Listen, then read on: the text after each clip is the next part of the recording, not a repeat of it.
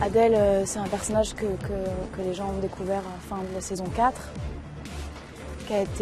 qui est agoraphobe, qui vit cloîtrée dans la maison de ses parents. Ses parents sont morts, elle a été enlevée avec sa sœur à l'âge de 8 ans. Adèle est en état de choc, mais apparemment en bonne santé.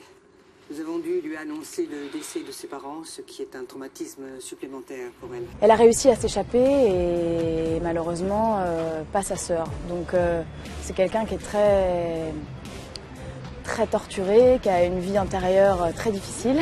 Ça nous empêchait dans un deuxième temps de vérifier les informations qu'elle aurait pu nous donner. Est-ce que ça nous empêchait de faire tout ça? Adèle, on parle d'une femme qui a prostitué ses propres enfants pendant des années. Tu avais 19 ans. Je ne pouvais pas la laisser te mettre le grappin dessus. Je peux pas rester dans le noir. Je sais, ma chérie.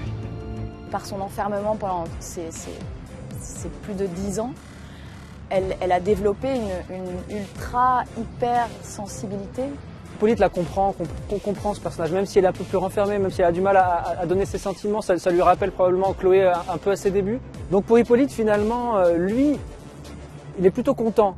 Je pense qu'il essaie un peu de la dériver, un peu de la faire rire, un peu de la mettre à l'aise, parfois en la taquinant un peu. On va commencer par le début, hein, si vous voulez bien.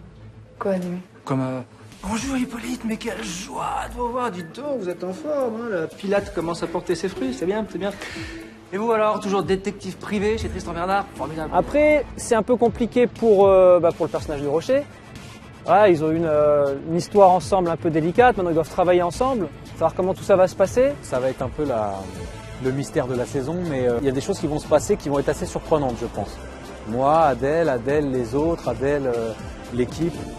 Adèle, ça marche plutôt bien entre nous, vous trouvez pas? On se retrouve pour Profilage sur TF1.